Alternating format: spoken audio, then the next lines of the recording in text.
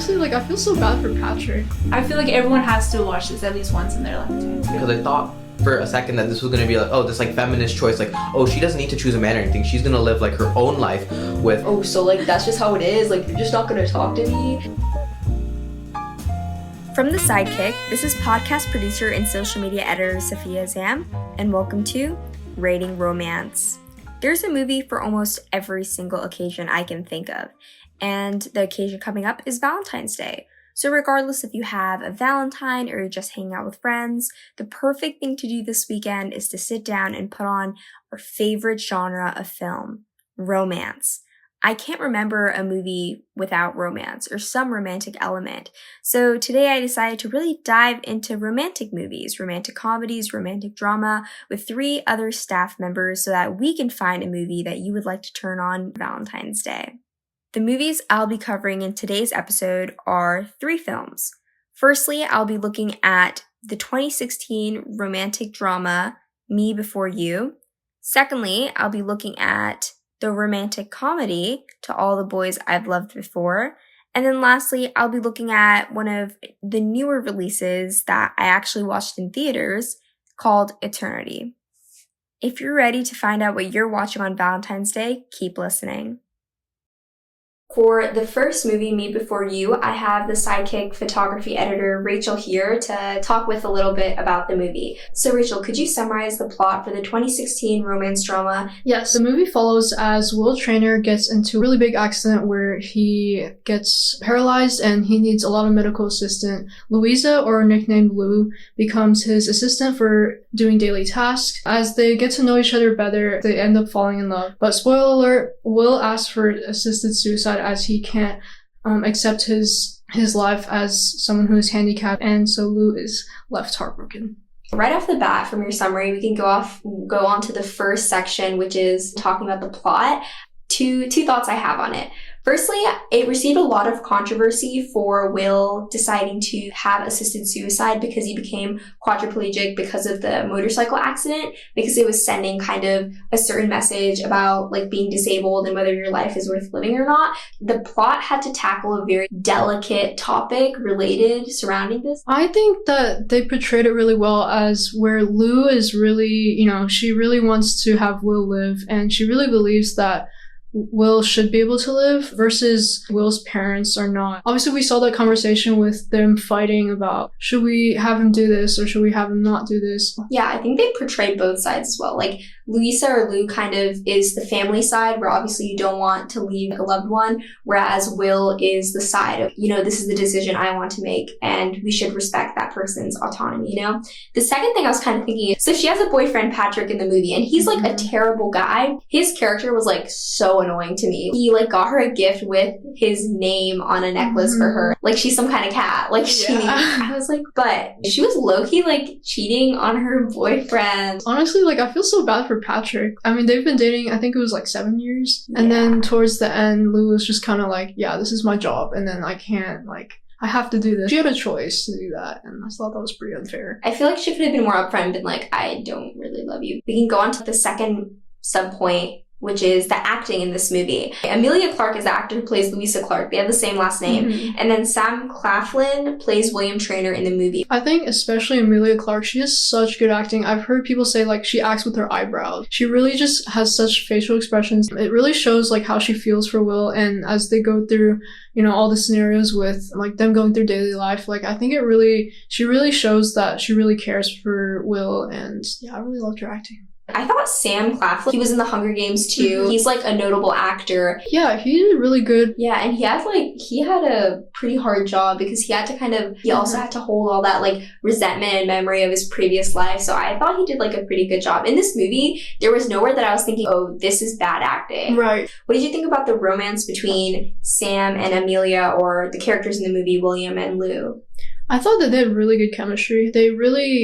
I think Lou's character with her ridiculous clothing and her personality, it just fits Will's situation so well. She understands, she's so empathetic towards him, and she really cares for him and wants a good life for him. And I think her having that type of personality really helps Will kind of try and enjoy life. I think they're dynamic. It gave like Golden Retriever and Black Cat, but Louisa was like the Golden Retriever and like bubbly personality. Will was the more reserved kind of depressed character. And I think the fact that they were so different is kind of what made you want to root for them, which is what made the ending sad. So overall, do you think that people should check this out for Valentine's Day, maybe find out on a streaming platform, or maybe skip it? I would definitely recommend it. Obviously, it's very sad. If you don't like sad movies, this is definitely not the movie for you. But I think it has a really impactful like meaning. It's very almost inspirational for some, and then I feel like the cinematography is really great when you see like with the going into the countryside and the trips that they go into, like it really brings out like a lot of romance, and I think it's a really great Valentine's Day movie. Okay, perfect. I could not have said it better. I completely agree.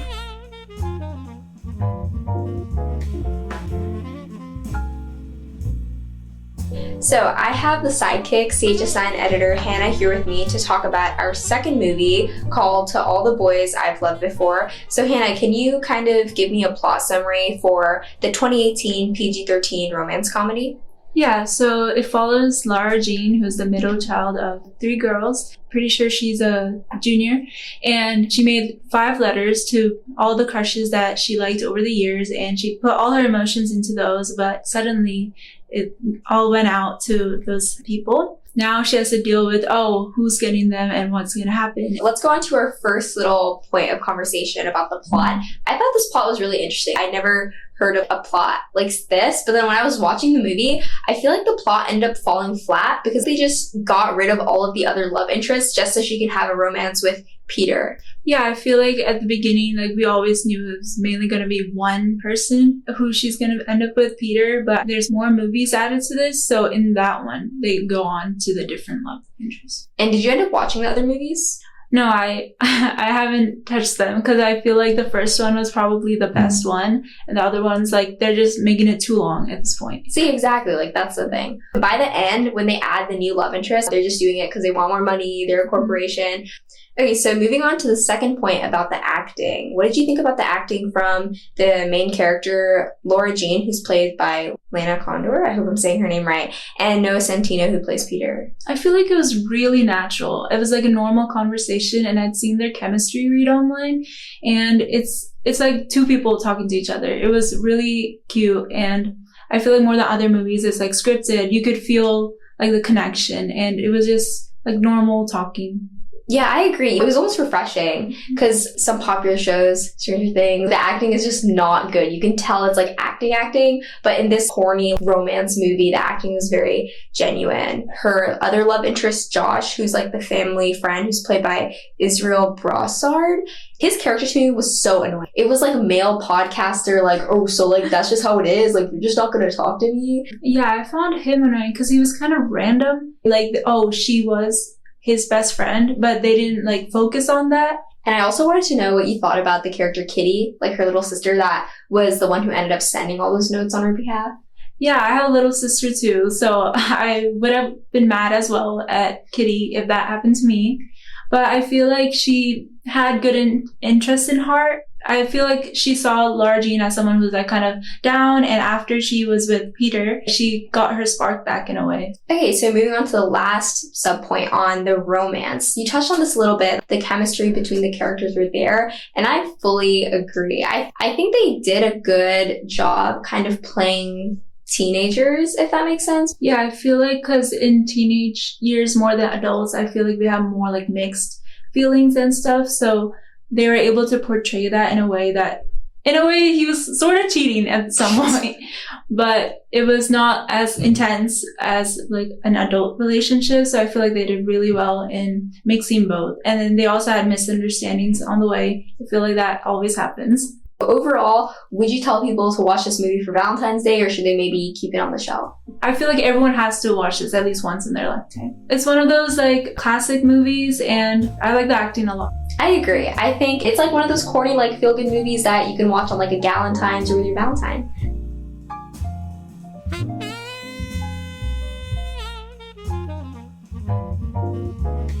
for the last and final movie, I have the Sidekick editorial page editor Hamza here with me to talk about the movie Eternity. So Hamza, can you kind of do a little short recap about the PG-13 2025, so it's very recent, romantic comedy Eternity?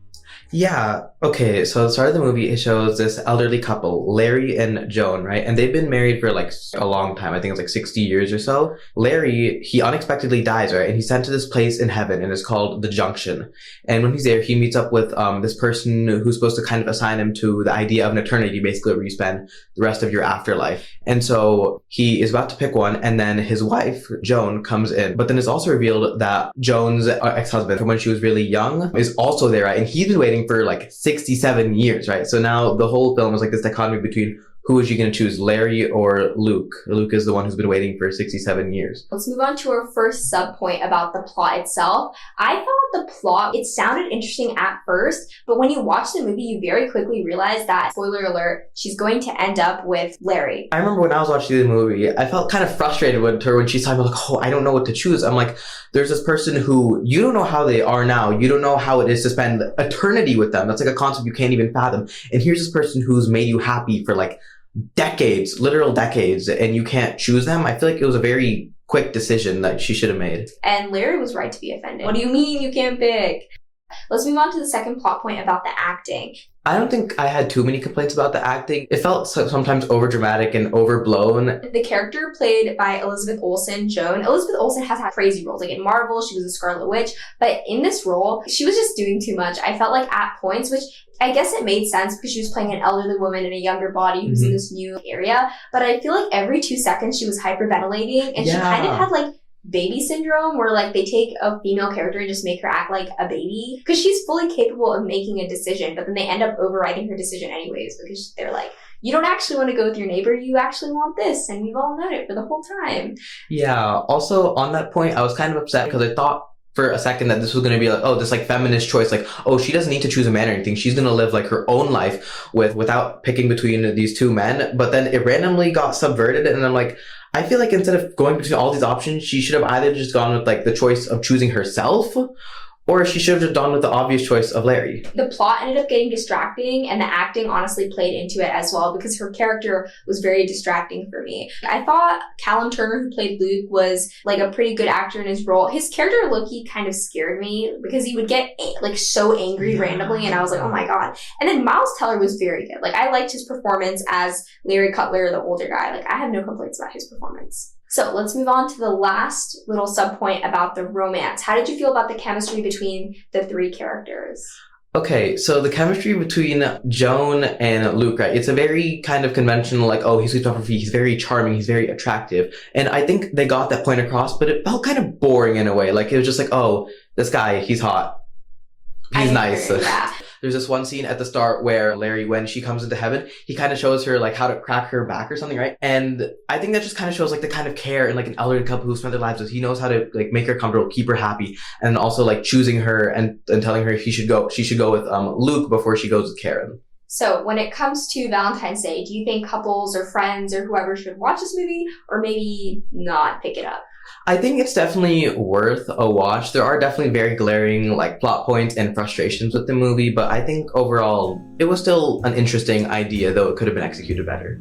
I somewhat agree. I think you will not lose anything if you don't watch this movie, but if you have some free time on Valentine's Day, then sure, why not put it on?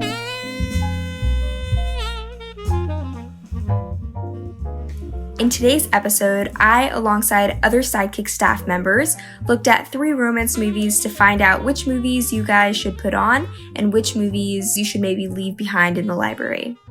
Firstly, I talked to the Sidekick photography editor Rachel about the 2016 romantic drama called Me Before You.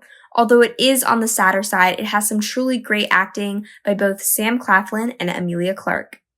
Secondly, I talked to the CHS9 editor Hannah about the movie To All the Boys I Have Loved Before, a movie that, despite its corniness, I would definitely say is a classic that you should turn on for your Valentine's Day. And thirdly, I discussed the latest release out of all of these movies, Eternity, with the editorial page editor Hamza.